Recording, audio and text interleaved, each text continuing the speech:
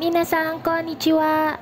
Pumunta nga pala ako dito sa isa sa pinakamalaking festival dito sa Kanto Region, ang Ishioka Festival or Ishioka Matsuri. Nito lang September 14 to 16 at dito po ito sa Ibaraki Prefecture.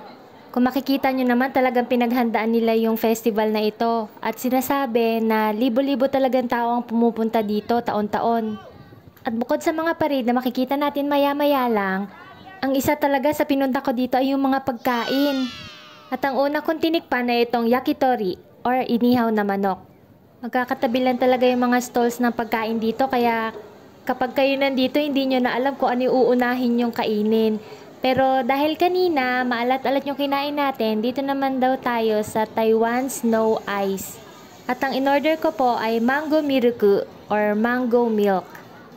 Ang highlight nga pala ng festival dito sa Ishioka ay yung mga parada ng mga traditional floats, katulad po na nakikita nyo, Mikoshi portable shrines, at yung sinasabi nila na shishimai or lion dances. Ang tawag po sa hinihila nila ay dashi.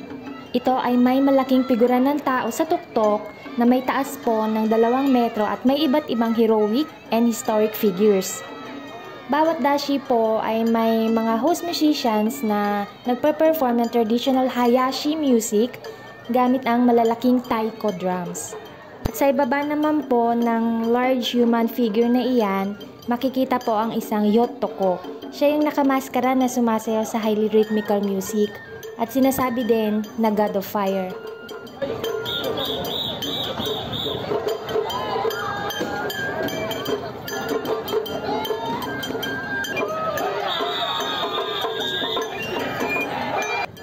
Marahil maraming tanong ang iba kung bakit ba nila ito ginagawa. Katulad din natin sila na may kanya-kanyang paniniwala. Ang mahalaga ay marunong tayong galangin ang kanilang paniniwala. May isang dashi na naman na dumating. Ang kaibahan lang po dito, yung music at yung nagpe-perform na naka-okame mask. Siya daw yung wife ng Yotoko, isang masayahing babae na sumisimbolo sa good fortune.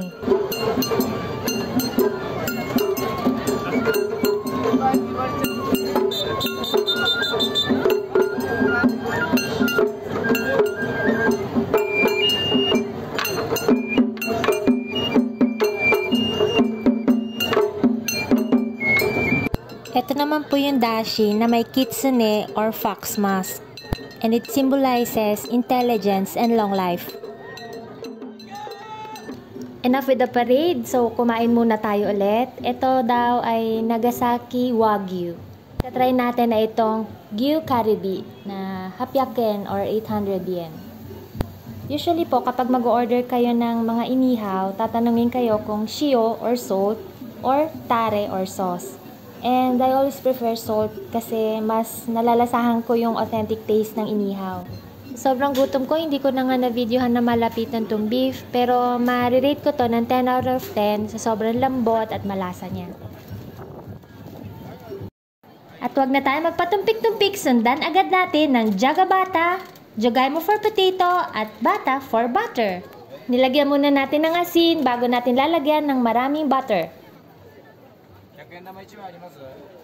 At hindi nagtatapos, sa salt and butter lang, lalagyan din natin ng famous Japanese mayo.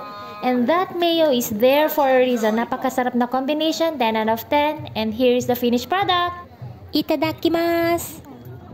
Calories after calories, next is ikayaki. Ika is squid and yaki for grilled. Kahit na-reheat na lang tong ating ikayaki, I can still rate this 9 out of 10. Soft, not chewy. Alam ko, nagpatatas na po ako kanina, pero promise, last na talaga to. Sino ba naman kasi makakatanggi sa fried potato na to? Sobrang laki, tapos crunchy. 10 for this. Ito naman ay okonomiyaki, pan-fried dish or pancake na may butter and cabbage. Okonomi ay as you like in English, so pwede mo siyang palagyan ng baboy or seafoods kung gusto mo. Ang tawag po pala sa vending stands or food carts dito sa Japan ay yatai. Magkakatabi nga lang yung mga yatay dito, kaya naman talaga nakakatuwa. Meron din sila mga sweets katulad itong wataame at ice cream. May mga palaro din sila sa mga bata, kaya naman parang nasa Pilipinas ka lang. At ito po pala yung naka-kitsune mask. Maraming klase ang mask na ito. At kung hindi ako nagkakamali, ito ay isang samurai kitsune. Nagsimula na nga sila magtipon-tipon dito kasi malapit na ring matapos yung program. Kaya naman nag-decide na tayo na umuwi na rin para hindi makasabay yung mas marami pang taong pauwi mamaya. Sana nagustuhan mo at may natutunan ka sa vlog ng Pusang Gala sa Japan. Until my next vlog, thank you for watching! Mata ne!